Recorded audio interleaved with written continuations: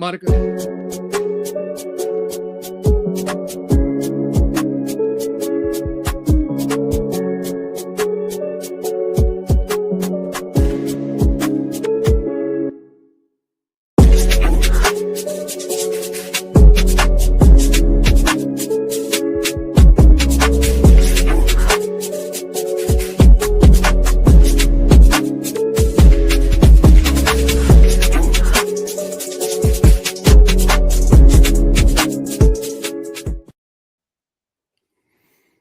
All right. Thank you for tuning in to the channel, Watching the World, and also DJ Genesis of Detroit.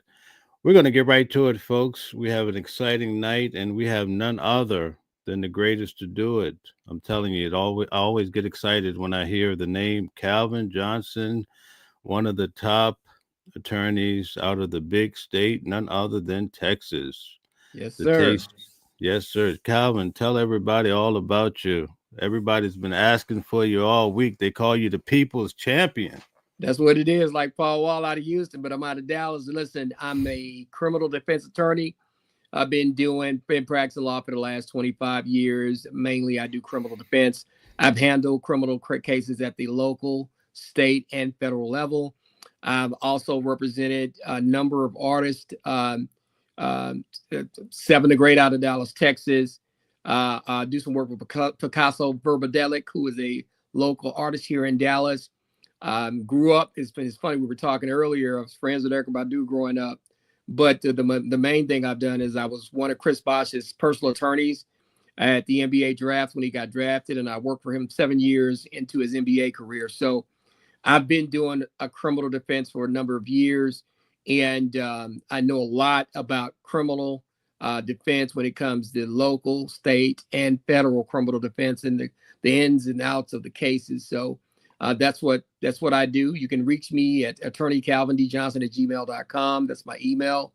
Or I can be reached at 214-565-5600.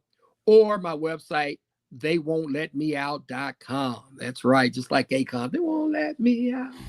They won't let me out.com. So that's where you can reach me. And of course, we got my man Mel in the house who watches the Diddy trial every single day.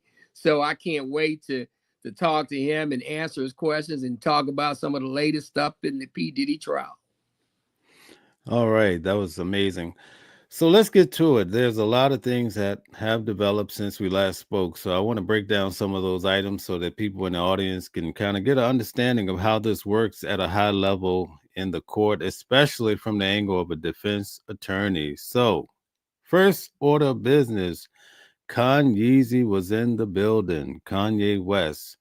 Does that help your client or hurt him to have Kanye West there? Well, I think it'll help a little bit. I don't think it hurts them, and a lot of people don't like Kanye, but there's some people that are huge Kanye fans. I'm kind of in between when it comes to that.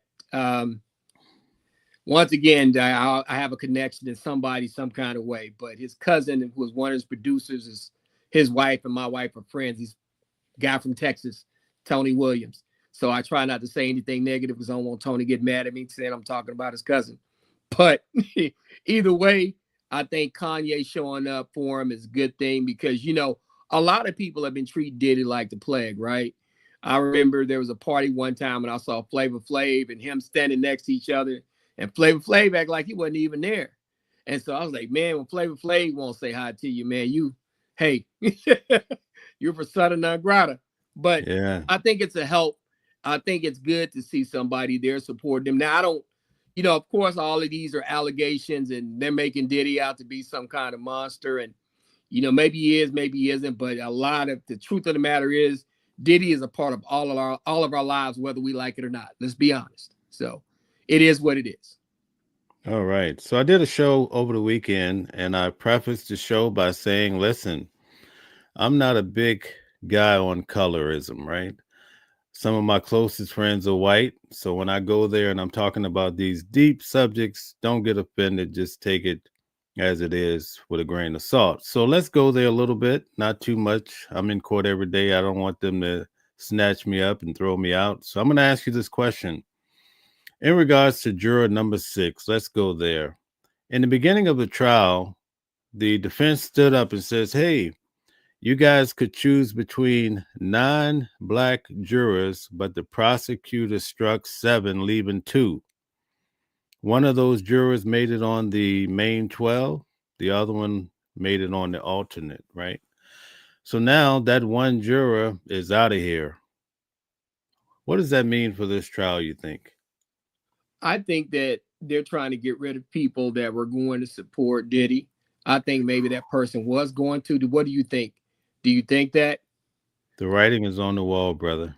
Yeah, and the deal is, but that's not a bad thing for Diddy because that's something that they can appeal on. Because even though they may have seemed to be supporting Diddy, unless they did something highly inappropriate, then they should not have gotten rid of that juror. But once again, one of the problems that I think the federal government is going to run into, there's some people um, that will say, "Hey, that's a black man. I'm not going to take him down. I'm a fan of his," and they might not even follow the law sometimes. See, some people think that jurors always follow the law, and they should, and 90-95% of the time they do. But there's sometimes when they see situations and they go like, "Nah, I'm not doing that." And maybe the state felt that that person was doing that, and they figured out a way to finagle her way off of the jury because it seemed to me that that person probably was tipping their head about how they were going to vote toward one thing or the other, and the state probably wanted to get them off because all it takes is one person to stalemate this thing. But at the same time, if they got rid of that juror when they were not supposed to, that's something. If I'm Diddy, I'm going to appeal on it. And so, hey, we'll see how that works out because, jury tampering is an issue. But at the same time, just because I seem like I'm on Diddy's side from based on what I hear, that's not a reason to get rid of me. But if they're Right. doing some things that are inappropriate, that is a reason to get rid of them. But they need to be careful with that. That's something that I would appeal. And that, of course, I know his attorneys objected to. That's something that I'm going to definitely fight. And also, some people think, oh, well, they got him off. They lost that fight. Well, on appeal, they can use that. You get one juror that was probably going to maybe go his way. They're gonna make all kind of arguments. And P Diddy has a good legal team. Those guys and girls, they know what they're doing, so they're gonna be able to maximize that. Okay, so in the beginning of this whole trial, we had the jury selection. I've been there every day from day one, right? Mm-hmm. When it came to this particular jury, they had about 14 questions. Where do you live? So this particular juror said the Bronx. Who do you live with? He said his baby daughter or baby child, I should say, and Mm-hmm. his fiance, right? In the Mm-hmm. Bronx. Okay. Last week, one of the jury staff overheard him saying, "Oh, I'm commuting to Jersey back and forth for this trial now." So they reported it to the government or to the prosecutors, right? Mm-hmm. They did an investigation. They questioned him and they says, "Well, so are you living in the Bronx? Are you living in Jersey?" He's saying, "Well, I moved to Jersey with my daughter and the mother, but I'm in the Bronx staying with my aunt, 3 or 4 times a week." Mm-hmm. So they questioned him, "How long has your child and the mother been living in Jersey?" And I guess he painted the picture like for a long time. So Mm-hmm. there lies the problem. In the original questions, he said he was living in the Bronx with his child and the fiance. Now he's saying they've been living in Jersey for quite some time. So the Mm-hmm. judge says there's a lack of candor with this juror. Can you explain this more in depth? Well, number one, you have to be typically a resident of that county. And the proceedings, I like in Texas, I know the law is the preceding 6 months, you need to be living in the county. And if you're not Mm, living in the county, if you're in Jersey, which is basically a whole nother state, then you might not be eligible to serve. And so they'll be able to get rid of that juror for that. Now, the other part of it is, though, depending on how he holds his residency out, if he is in the Bronx the majority of the week, if he's getting his mail there, if he files his taxes in New York, he's still considered to be a Bronx guy, even though the kid lived somewhere else. But if he has an address in the Bronx that he can actually point to, then he's safe. But if he has been living outside of the Bronx, especially during the time of the jury questionnaire. And if he lied on those jury questionnaires to be able to be on his jury, then they're able to get rid of him. But I think that you got to still be careful with that because depending on how much time he spends in the Bronx, he spends a majority of the time in the Bronx. And if he's getting mail there and he holds that out to be his residence, then that's another thing. And to be honest with you, you got to remember that the reason how they usually get the jury questionnaires really is from your voting. So if you've been voting in the Bronx and you consider yourself living in the Bronx and you participated in elections in New York from your Bronx address and you spend most of your time there, you're still deemed to be living in the Bronx. So there's going to be a big argument about that later on. I can see that being a thing for appeal. Okay, so Xavier Donaldson, that's Diddy's attorney. You probably have seen him before. Yeah. Tall, black guy, nice Mm-hmm. guy. Mm-hmm. Really good on this stand. Really good.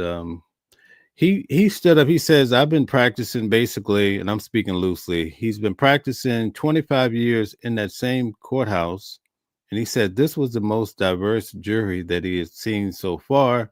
But he felt like removing this juror, which was black, would turn the media and also undermine the progress that was made in selecting the jury.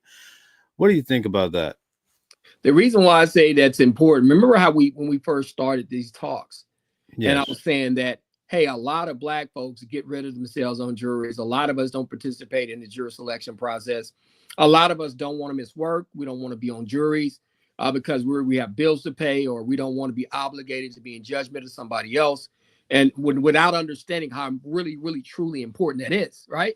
And so that can be an issue because we want to see more African Americans, number one, involved in the jury process. Number two, you want to see more African Americans selected because remember, a jury of your peers. Now, Molly, who's a soccer mom or a homemaker that's a grandmother that's 70, she may not understand that the way that young people engage in sexual activity and the way that they have their relationships, and there's people that have open relationships, they may not understand that.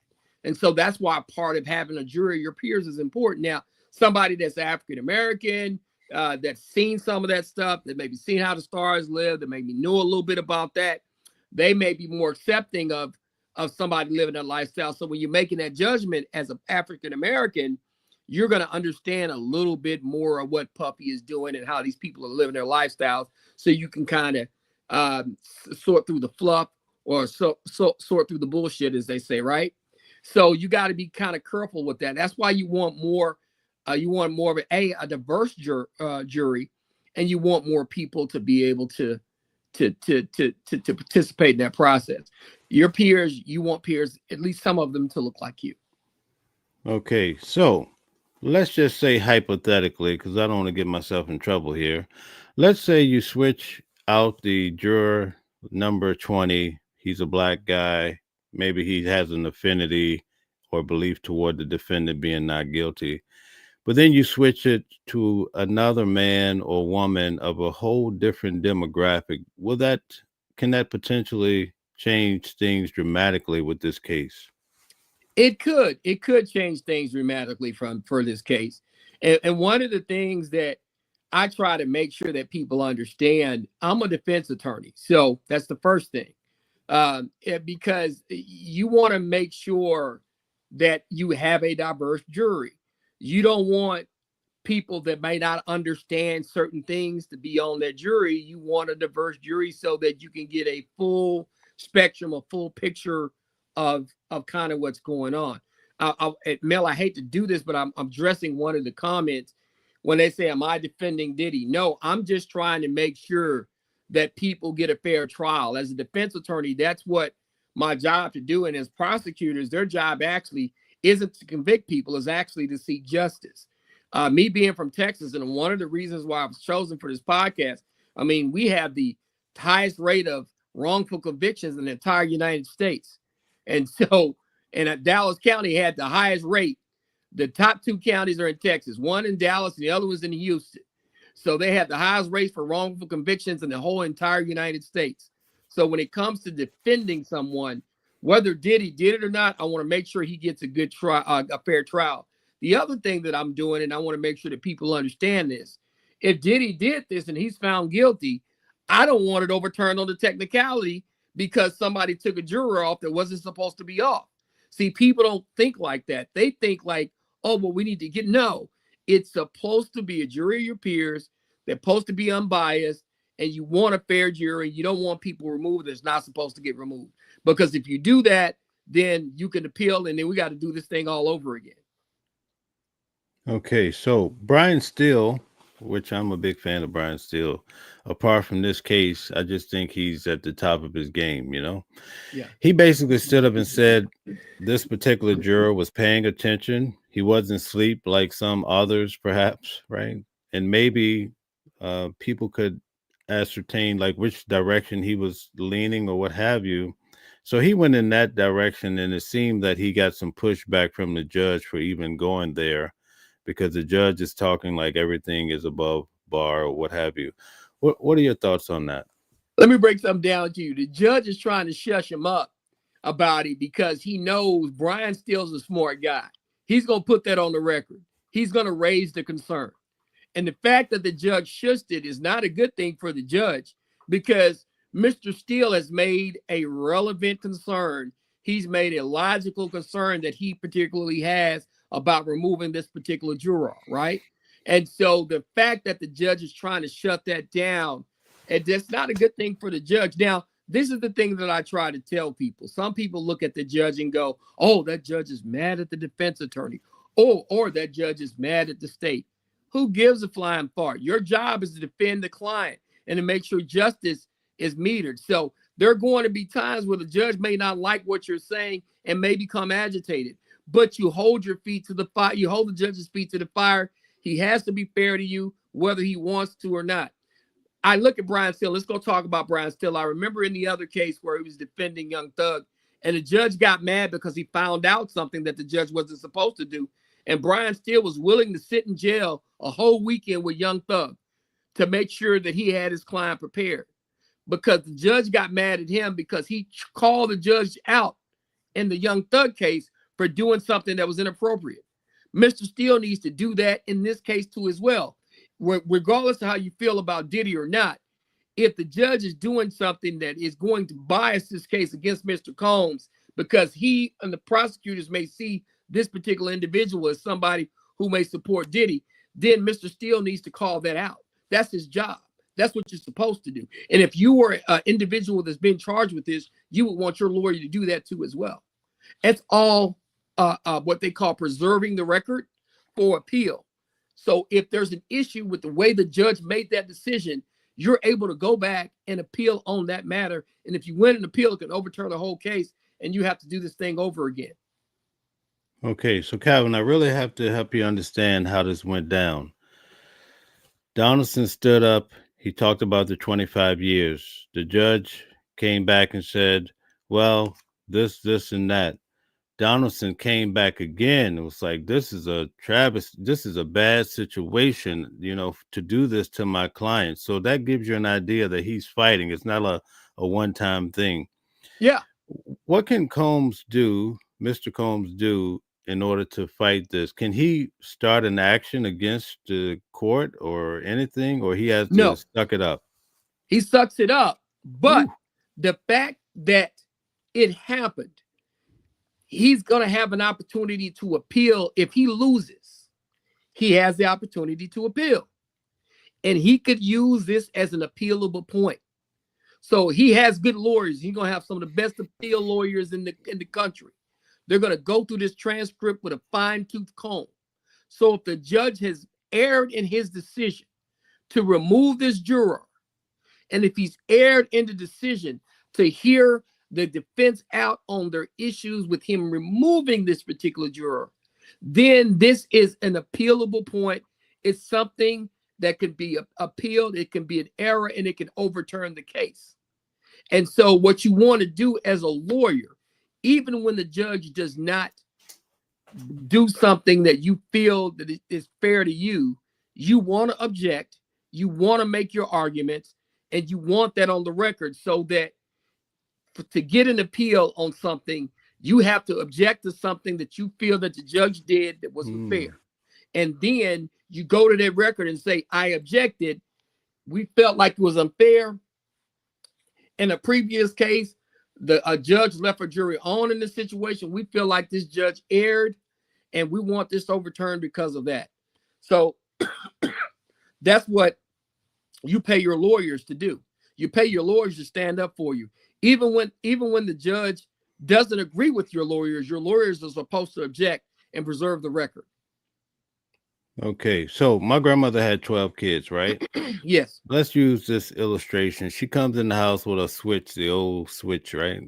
And she whips one of the kids. All the rest of the kids now are scared, dealing with all sorts of thoughts, right? Am I next or what have you? Yeah. How does what happened to this jury member affect the rest of the jury, in your opinion? It could affect them because you want to be careful. Sometimes the judge, and I'm not saying that the judge appears to be on the state side. It's just the state has a lot of evidence that said Mr. Combs did A, B, and C or was involved in A, B, and C. But you got to be careful as a judge because you don't want to appear to be so anti-defendant, because then your jurors will start having issues because they'll start thinking, well, I don't want that to happen to me. I don't want to get put off this jury. I don't want the spotlight on myself. So it could affect the rest of the jurors. That's why, as a defense attorney, you got to make sure that when you have an issue like this on the jury, that you try to keep your juror on. Okay, so there's 6 alternate jurors, right? Mhm. One is gone. And then today they said there's a problem with another one. So what's happening here with the 6? They're dwindling down, right? Yeah, they're dwindling down, and I would imagine both sides are doing their research on the jurors to make sure that they look back at the questionnaires, look at how they answered the questions. Have they heard anything since this thing has started? They want to dwindle down because, of course, sometimes a case comes down to not how well the facts are presented, but how you picked your jury. And when I say how you picked your jury, I give an example. One time, I had a DWI, and my guy didn't take the field sobriety test. He didn't take in he did blow in a machine, and on that jury there was a black man who was a sheriff's deputy, right? But my guy, but the sheriff's deputy was about 60 years old at the time. My guy's about 60 years old, and my guy had a Cadillac that another drunk driver had hit, which caused him to get tested too because he had an accident with the Cadillac, right? But my guy owned the Cadillac. And the state thought, like, why are you leaving a deputy sheriff on? You're crazy. That deputy sheriff's going to automatically do what? Vote for the deputy because he's a sheriff, right? They didn't understand culturally. 60-year-old black man, Cadillac. 60-year-old black man, Cadillac. We love our Cadillacs, right? The whole reason why my guy didn't cooperate because the guy hit his Cadillac. Mm. The deputy sheriff understood that because he probably got a Cadillac or knew somebody who had a Cadillac. See, Right. there are little things that go when picking juries where you understand certain things. Like, I'll be honest with you, I'm gonna give y'all some real good game. Like, if I got a case, like I had a case where a teacher got accused of disciplining a student too hard, and they accused him of assault. I'm careful about how I pick my jurors because if I got a black woman that's about 55 years old or older, she on my jury. You know why? She old school grandma, she whooping ass. But if I got a younger black mama that's about 30, I don't want her on my jury. Because you know what she gonna do? What's She gonna that? make she gonna make excuses for Ray Ray. She gonna make excuses for Lil Ray Ray. Mm. And I'm just being honest. We, as lawyers, you have to think about that. And a lot of them won't tell you that. But, and I love my sisters, don't get me wrong. But if it was another kind of case, I want the black woman on. But when it comes to disciplining their sons, I'm not doing that one. If she's 30 or under 35 or under 40, no, she can't be on my jury if I got a teacher accused of whooping one of them because they make excuses for her. But if I got a black woman that's 55, 60 years old, 65, 70 years old, she whooping feet. She not playing around. She not playing around. So, but those are little bitty things that you gotta do. Oh, okay, I see. So let me ask you a question. This trial has been roughly 8 weeks. If there's an appeal, how many weeks would it be? Another eight? Nah, man, an appeal can take a year or more What? because number one, there are a lot of appeals that go up to the New York State appeals courts. In addition to that, right, you got to take the record. Every witness that testified, that whole record has to be typed. The attorneys have to review it with a fine tooth comb, and they have to go through every question, every objection, every ruling. That stuff takes time. That's not something that you can do in 8 weeks. The trial alone took that long. So imagine how many questions are being asked every day, how many different rulings the judge is making. So you're talking about, they get the record, they're going to give the court reporter, because she has to type out this huge record because she's doing everything shorthand. So the record alone, it's going to take up 2 or 3 months to get the record ready. And that's where they're working a lot to do it. Then they have to transcribe it and get it to the attorneys. The attorneys have to have enough time to go through with a fine tooth comb. So you're talking 6 or 9 months that they're going to have to go through this stuff. And then it goes up to the court, and then it gets behind everything else is waiting for appeal. And then they have to have a hearing, and then you have to go down and have oral arguments. So it could take a year, sometimes a year and a half, 2 years. Oh wow, that's something I didn't realize that. So it wouldn't be a formal case like what I'm going to court every day, sitting in Oh the no. court. Oh, okay. What you got lawyers that are good at the book stuff, right? When I say good at the book stuff, I'm a lawyer, but I'm a trial lawyer. I go in. But you got lawyers that don't like to go to court, but that like to go through the record and find other mistakes. They're some of the best lawyers in the country, only do appeals, and they only go and finding mistakes and finding ways to appeal judgments. Okay. So in this particular case, let's switch gears a little bit. Christina Coram, Uncle Paulie, Bonds, D Rock, Rue, all of these individuals in Diddy's inner circle, per se, right? Mm-hmm. They're not testifying, it appears, because we see the final list, they're not there. Could they be testifying for the defense, you think? How They does that could work? be. They could definitely be testifying for the defense. Number one, and number two, the state has done their homework. They know that those guys are going to be for Diddy. Diddy's done a lot of. Diddy's made the millionaires. Diddy is the basis for how they make their living.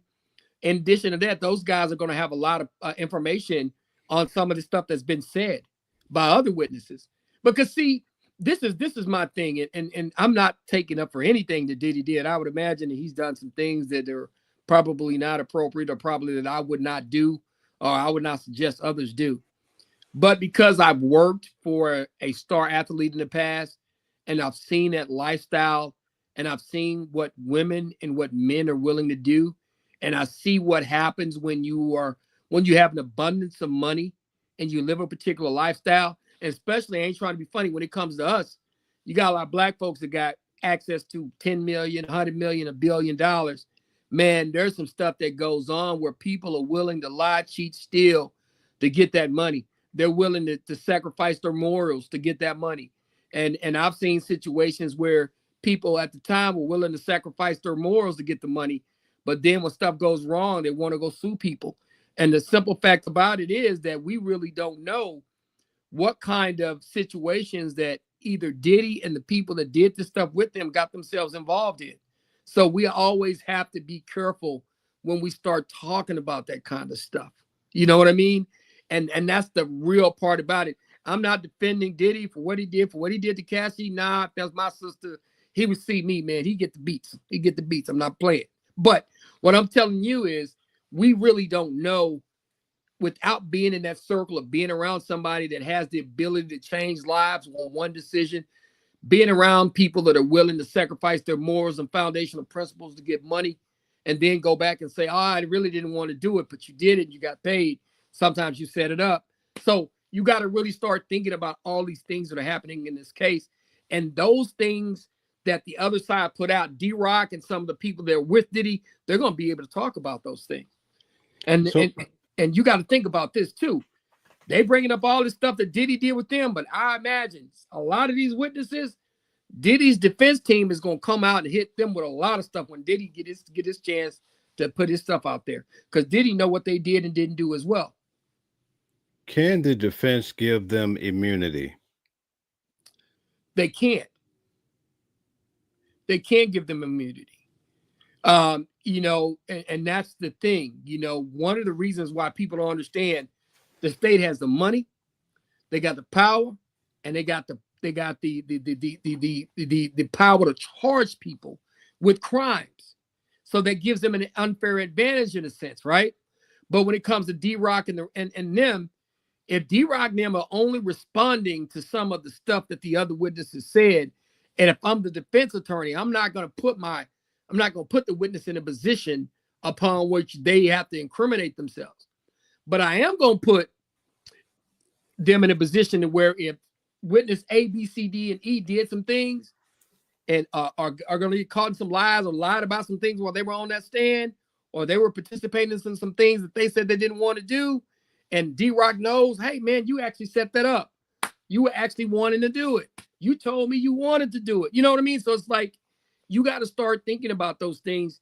And Puffy is going to have a list of people that's going to come testify for him. But they can't have immunity. But if Brian Steele is smart, which I know he is, he's going to question him about some of the stuff that some of the other folks said. He's going to use them to rebut that other stuff. Oh, wow. So I have a question for you. It's rather complex, right? Have you ever had a case where the prosecutor's witness actually steers things toward the defense? Yeah. Let me explain in this case, right? And I'm not saying it happened, but it did trigger the thought in my mind, so I want to bring it up. Jane Doe comes in. She says Diddy's still paying $10,000 rent every month. He's currently paying her legal fees, right? Mm-hmm. She comes in, she gets immunity. And then she take all of the ordering the sex workers on herself. Remember, the prosecutors are saying Diddy was behind all of the freak offs and ordering the sex worker. She comes in and she says, I was ordering it. I made love to a sex worker. I was going to take down 3 in one night. So it kind of got a little fishy to me. So what are your thoughts? Hey, man, and that's the thing that the state got to be careful about. That's the thing. You got a lot of people, and when you think about it, she probably was involved in it. They live a lifestyle upon which that we don't understand, even as somebody like myself, and I deal with folks. I mean, there are folks. I tell you, I don't want to talk too much, but I mean, I go to All-Star games, right? Man, some of these players, man, they have 3 women. Like, I went to Vegas. There's one All-Star player, I won't say his name. He had 3 women there and had them in different hotels. But that's how he was rolling.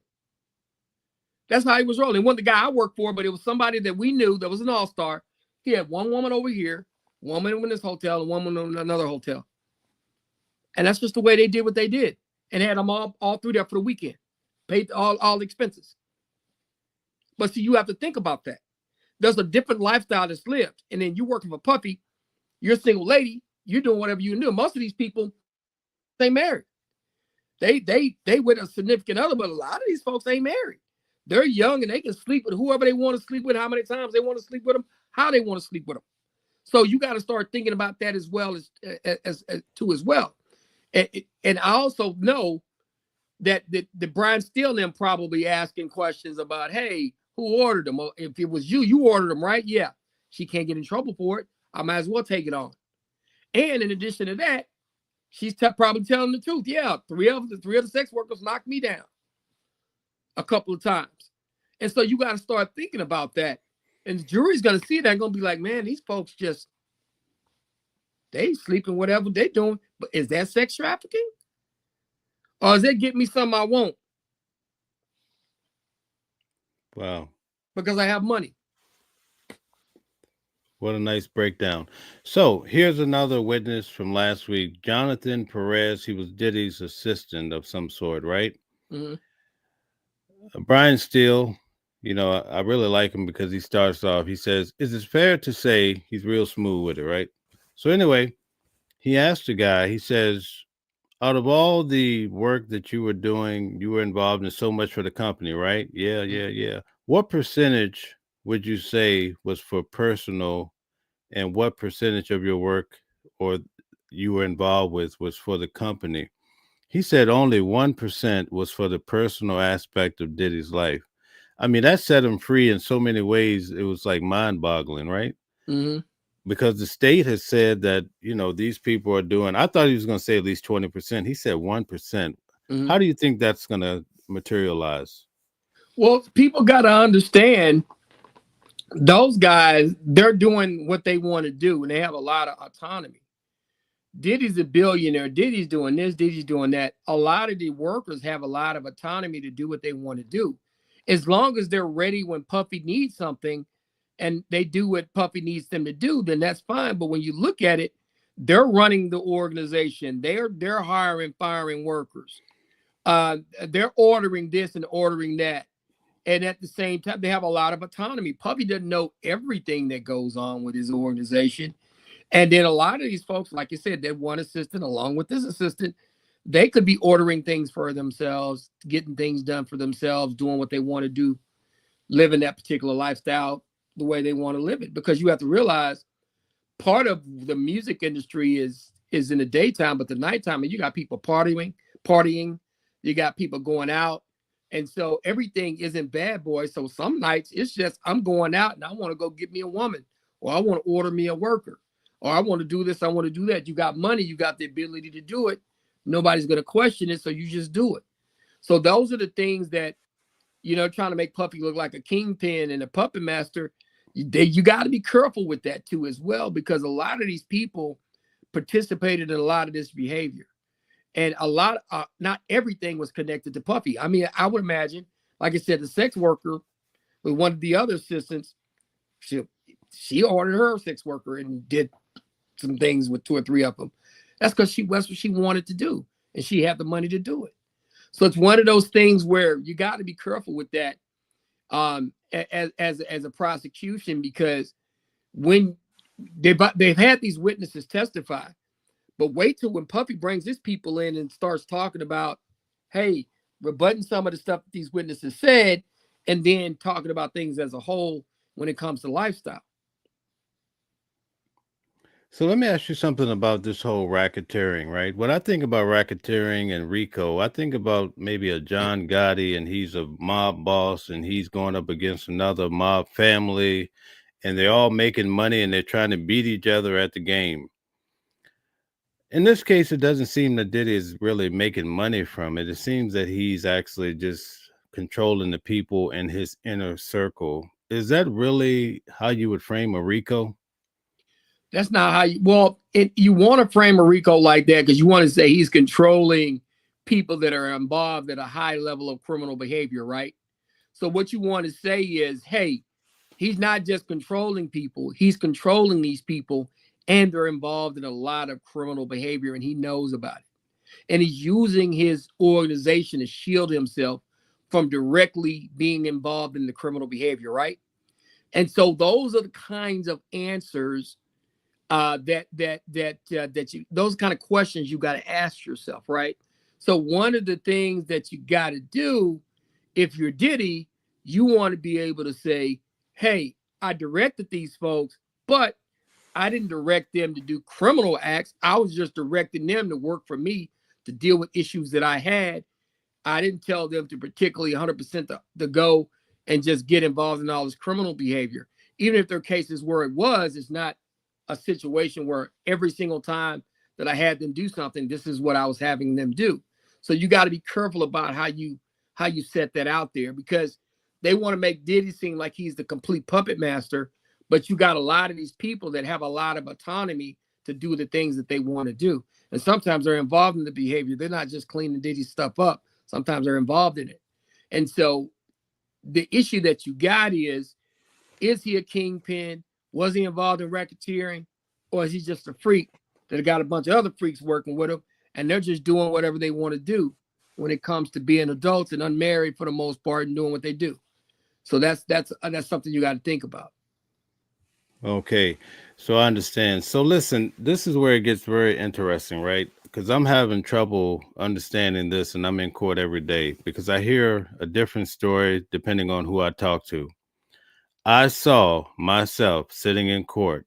I saw David Phillips come in as a ex-worker and described that he was hired through cowboys and angels to come and dance for a female and a few others. He asked for $200 upon his arrival. Cassie, by way of allegedly Diddy, told him, listen, we give you 3 or 4 grand to get the works. Okay. He was paid. Okay. The Punisher came in. He testified. I saw him testify. He was paid 800, 1,200, and 2,000. He never could determine like what made the difference in the amount, but he was willing to take it. Both men testified that Cassie was beautiful. You have the exchange of money at the bare minimum level. Is it prostitution? First question. Second question, they were flown from New York to LA across state lines. Is that sex trafficking? See, this is the issue. They come from one state to the other and they say they want the works. Does the works mean complete sex? Or is it a situation where they were just dancing and then she decided, I want him to go all the way. I want them to do everything. So, because it's not illegal to bring a dancer in. It's not illegal to bring somebody in to perform for you. But if that performance turns into, hey, I want you to have sex with me when you come in here, if it's 100% understood we having sex when you come, then that's a whole nother thing. Or it could be a situation, well, we'll see what happens when I get there. But if I feel like having sex, we can do that too. So those are a number of ways that can play out, because it's not illegal to fly a worker in, but it is illegal to fly a worker in for the purposes of having sex. And so we know that a lot of this is saying Diddy wanted them to come have sex. But then Cassie is like, I want the works. We'll see what's in these text messages. We'll see what's in the way that they come in and they testify. And the guy basically said he got paid 800, 1,200, and 2,000, and he never could tell the difference between why he got paid the money. If I'm Diddy's attorney, I'm going to say, well, so they didn't give you more for having sex? Well, I don't know. They just gave me, well, I got this amount this time, this amount this time, and this amount that time. So you have to be able to narrow it down that, hey, he got more for actually having sex. That's what we call reasonable doubt. If I'm a defense attorney, I'm going to question, well, look, so you may have had sex when you got 800, but you didn't have sex when you got 2,000, right? That's what I'm going to do if I'm the defense attorney. And I'm damn sure that Brian Steele's going to do that, because that's easy. That's a layup, because you want to make it seem like, hey, they were in. Maybe we brought them in to dance, but was it always to have sex? It just depends. I noticed there was one circumstance where the worker said that either Diddy had beat Cassie and he couldn't get hard, or Diddy was whacking off too hard in the background and he couldn't really focus, something like that. So he left. Diddy excused him, but he still got paid. So that fits into the narrative that you just said. Of course. Yeah. And that's the thing. You don't know, is it just to come do whatever, or watch him dance, or watch him perform with her? It just depends. So you could always ask, hey, you didn't know what you were getting the money for exactly. So if I got paid 800 and we had sex, but I got paid 2,000 and we didn't, or let's say nothing happened and I still got paid 1,600, what's the issue? It's the issue upon which, when you got there, nobody made you do anything. Nobody really made Cassie do anything. That's the argument that Diddy's going to make. Diddy is going to say, hey, she actually ordered these guys over here to do this. And there were times when she didn't do anything and I didn't do anything, but we still paid the people that came in. Okay, so as far as these grown men that are not being abused necessarily, not being really forced, they're out trying to make their money or whatever they're doing, are they really sex workers at the end of the day? That's the thing that I think that you got to be careful about. That's being said, that's not being said. A lot of people don't view men as sex workers like that. They view women as that, right? So let's just be honest. And so they don't look at men like that. They look at men like, hey, you're getting paid to do something you like to do anyway. So you're getting paid for it. So you're making a decision, personal decision, that this is what you're going to do. And the general public, they don't look as men for the most part, is being sex workers like that. Okay. So let me ask you this. I don't want to go too deep, and I don't want to offend anybody, but let's reverse the role. So in this case, you have a man, he has a female, he's bringing men in. But let's say it's a woman, she has a husband, and she's bringing women in to be with her husband. Why is there such a difference in the viewpoint? Almost as though men would just say, "Oh, really? You setting me up? This is a great moment in my life," versus how it's looked at when it's reversed. It's a devil's advocate. If you don't want to go there, I get it. But I'll go there I'm because I'll tell you, I've dealt with cases where you get a teacher that's accused of sleeping with a student. If it's a okay. female teacher and a male student, people don't look at it the same. But if it's a male teacher and a female student, that's when the uproar happens. So that's the thing. So those are the things you always got to worry about. Those are the kind of things that you got to think about. And that's just general public. That's the way we see things. Right. That's the way it works. Now, listen, in opening arguments, let's go another route. Opening arguments, the defense framed this whole situation with Diddy as not prostitution, but they said it's just like porn. Mm-hmm. Basically, you're borrowing someone else's time. Mm-hmm. So, what are your thoughts on that? But that's the argument that you're going to want to make. You're going to want to make that, hey, this is just my extracurricular activity.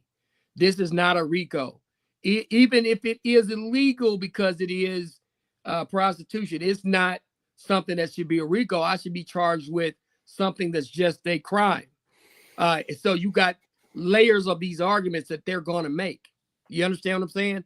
They're going to make layered arguments to this whole thing if I'm the defense.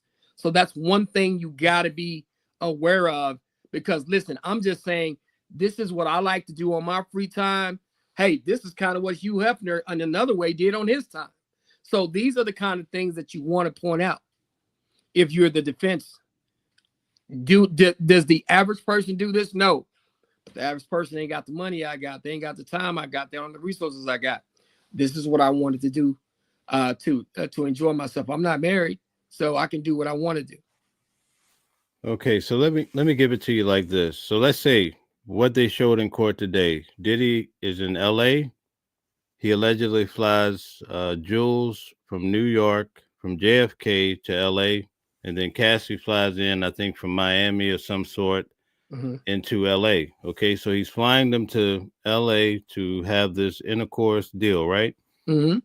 What's the difference then? And they brought up in court this porn site called Blacked. So let's say they're located in Michigan.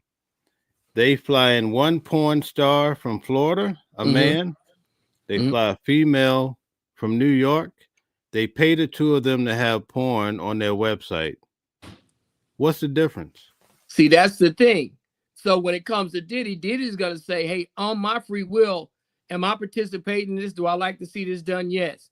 But I'm doing this with consenting adults. I'm not bringing, these people are not being forced to do something. Cassie's not really being forced to do this.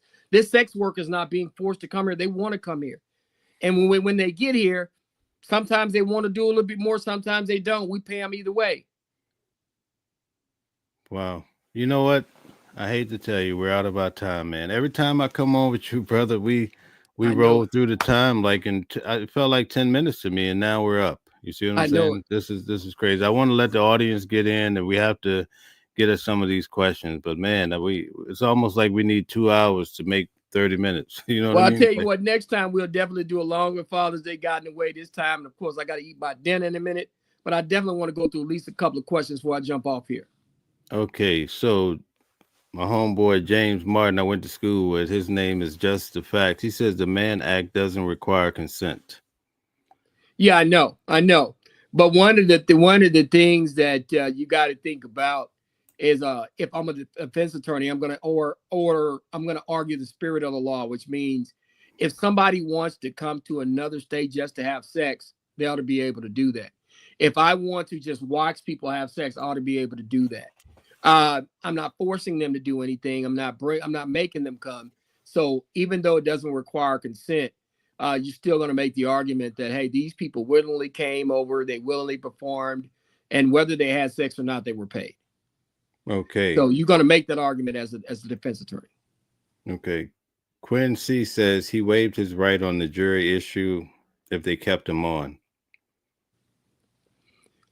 Well, of course. Well, one of the things is he waived his right on the jury issue if they kept him on. Well, yeah, they kept him on. Then he's not arguing that the person is taken off, but he hadn't waived any rights. He's gonna be able to go in and object to that particular juror being removed, and that's going to be a highly contested issue, and that's why the judge needed to really think about what he was doing, and that's why they put on the record that this person may have not lived in the area in New York, and he was living in Jersey, because that would automatically remove him.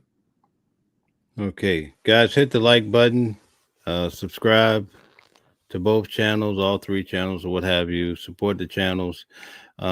Calvin, just take a moment. We have new people in the room. Tell them how to find you. I can be reached at my website, attorney at theywon'tletmeout.com. Theywon'tletmeout.com, like the song Locked Up. And I can be reached at 214-565-5600. And I can be emailed at the whole word attorney Calvin D. Johnson at gmail.com. So that's how you can get in touch with me.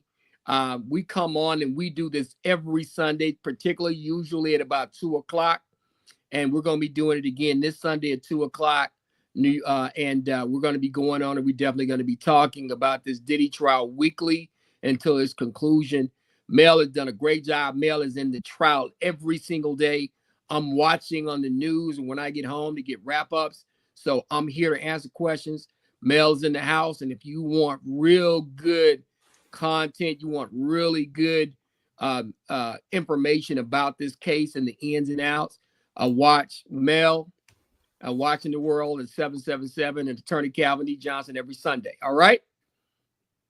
And guys, if you notice, when I ask him questions, I'm not just asking questions from AI or some weird bullshit question. I'm asking him questions about things that I'm observing in court, and then he's able to break it down for us. Okay, Salt and Pepper Natural says, seemed like he paid the workers the same dollar amount. I can tell you, I can answer that for you from being in court. That's not true. All right. So Just a Fact says Phillips said Combs threw a liquor bottle at Ventura when she didn't immediately respond to his call, yelling, B, when I tell you to come here, you come here now. So that's not really a question. Okay. Great questions. Okay. So let's see. Do we have any other questions? We have a lot of comments. Can I ask your opinion about well, that's about Israel. Okay. I think that they were there was this whole thing about under RICO the government doesn't need to prove profit, just a pattern of criminal activity tied to the enterprise. Oh yeah, definitely. They don't have to prove profit, just a pattern of criminal activity. And that's the thing, and that Puffy is basically heading this criminal activity. And then they said, yeah. Another thing is that about the he won't be able to appeal the judge's decision to remove the juror because he waived his right to challenge it. No, you never waive your right to challenge a jury being removed. He didn't do that. He's going to question. Of course, his attorneys objected to the juror being moved. They wanted the juror to stay on. That's all they have to do. And then they'll go on the record and say, hey, we don't like the fact that they're removing this juror. We're going to fight it. We want this juror to stay on. Okay. Joe Fleur says, what areas of Texas do you practice? I go all over the state. I do Dallas. I've done cases in Houston, Fort Worth. I've done cases in Austin. I've done cases in Waco. I've been all over the state. Depending on the price, I go all over the state. And I've been asked to go down to the valley, but I have not been yet. Okay. So he also asked, what areas outside of Texas do you cover? I have not had to go outside of Texas. However, I can pro hac vice, which means I can get an attorney in another state and go practice in that state. I do know attorneys in New York. I know attorneys in New Mexico. I know attorneys in North Carolina. I know attorneys in Virginia. I know attorneys in Washington State. I know attorneys in California. And pro hac vice basically allows me to be, and as they say, almost like a friend of the court. I can literally go in and practice with another practicing attorney that's licensed in that particular state under their license and work with them. Okay. Miss Lish says, if convicted, do you think KK, which is Christina Coram, could be charged separately? I don't think that they're going to charge the other folks like that. I think they're really after Puffy, and Puffy is the big one they're going after, and that's what they want. It doesn't do them any good to get anybody else. I think they're just going to go after him. That's what they're O- doing. Okay. Just the fact says, can a defendant be found guilty if they were intoxicated but still capable of forming the required intent, or does intoxication raise reasonable doubt about intent? If the intoxication was voluntary, which means I decided to drink or do some drugs and I did something, I'm still responsible. If that intoxication was involuntary, if somebody gave me something I know I didn't know they spiked my drink, or they gave me a drug that I didn't know they were giving me, and it could be possibly listed as a defense. But if I decided to drink and I did something stupid because I'm drinking, or my inhibitions were lower because I'm drinking, and I decided to take that drink, I'm still responsible. Okay, I have a question for you. It came out in court that Diddy is bipolar. He's taking Xanax and Prozac. Will that help his case if he is sentenced? It doesn't really help his case a lot. Number one, even when you take these drugs, they tell you to be careful of kind of behaviors you get yourself involved in. In addition to that, he probably is doing some other illegal street drugs. And then also when you take those drugs, they tell you not to do these drugs along with other drugs, because it could affect the ability of that particular drug to serve the purpose that it's serving. So, example, if I'm doing meth and they got me on Xanax and I'm not supposed to be doing both, or the mess says, hey, on the bottle, don't do any other illegal substances while you're taking that, then I've made a decision to mix an illegal drug with my legal drug. So whatever happens, happens to me. That's my problem. Okay, awesome. So, in conclusion, Calvin, what is your thoughts about Arico so far? And what are your friends are saying, your colleagues in the legal world Well, about this Rico? Puffy has a number of problems because he is the big chief. He is the big cheese. He had a team of folks that were cleaning up after they did the free calls. He has the ability and the money to bring people in and send people all over the country. And so he almost seems like the puppet master in this issue. But once again, it only takes one juror to hold the case up, or for them to have a hung jury. And so I think they're saying the state is being able to prove their point so far. The state has a strong case so far, but you got to wait for the defense to put their case on, because some of that information that came out that the state had, Diddy may be able to rebut that information. And knowing Diddy, knowing the legal team he has, they're going to do a great job of that. All right, very good. So, DJ Genesis, do you want to say something before I wrap it up? Yes, I had a question. So if they okay, other than actual if not guilty conviction, uh, would an ideal situation be a mistrial? To get a mistrial, the judge would have to grant it. I don't think the judge is going to grant that, and Puffy's just going to have to appeal this decision if he loses, if the jury's not hung. Okay, And that's why you see these attorneys putting stuff on the record. And even when the judge disagrees with the attorney, who cares? You as a defense attorney, you put it on the record and you fight. And another question is that you have like people wearing stuff in the courtroom, shirts with like emblems on it and things like this. And then on top of that, I think that I've seen some of the people that testified get off the stand and then end up being on TV on shows, further talking about the case. Is that normal? That's allowed for that to happen? Typically, it's not. But once you release that juror, once they're released and not going to be recalled, they can go talk about and say whatever they want to say. Witnesses as well? Yeah, witnesses. So like I'm a witness and I have been released. That's why they always asked it, may this witness be released? And once you release that witness that you're not going to recall, they can go talk about whatever they want to talk about. But if they're being held over, then they can't. But most of the time they just release the witness. So imagine like they did their thing, they answered the question, then they get on the show and then go further into it with more detail, but then you have jurors that are not sequestered. Can that affect the case in any way? It could, but you can't stop somebody from talking about something. You can't gag them once they're no longer Once the jury is released, they're no longer on the purview of the court, right? Mm-hmm. They're not under the purview of the court. They're released, so they can say what they want to say, do what they want to do. That's interesting. Yeah, because there's a lot being said that I don't even, because you have people that are kind of going over what the jurors or what the witnesses are saying on the stand, mm-hmm. and then you have the questions once they get off the stand and into an interviewer's pause. Yeah, that could even go more into depth and stuff and give a more detailed thing, give it to the public, and then the jury is watching that, so they're watching it twice almost. But jurors are not supposed to watch it. Number one, who says that they're following that instruction. But number two, some of the things that may be not allowed in the courtroom, they're allowed in public opinion. There's certain rules where you can't talk about certain things in court. But then there are other rules, like you can't go into somebody's character, but then you may have some information on character when you get off the stand that you can talk about in public. So that's why I say when you release that juror, they can talk about whatever they want to talk about. The witness, yeah, and the juror too. So the juror, when he gets released, that he could end up being interviewed and say all kind of stuff about the case. Yeah, once the case is over, they can talk how they want to talk. Oh no, they're doing it right now during the case. Jurors are not talking about it during the case. They're not going on interviews during the case. Oh no, I'm talking about the one that gets released. You're saying that? They can go talk about whatever they want to talk about once they get released. Interesting. Yeah. Wow. That's pretty scary. Because they're released from the purview of the court. I mean, the court no longer has jurisdiction over them. Mm-hmm.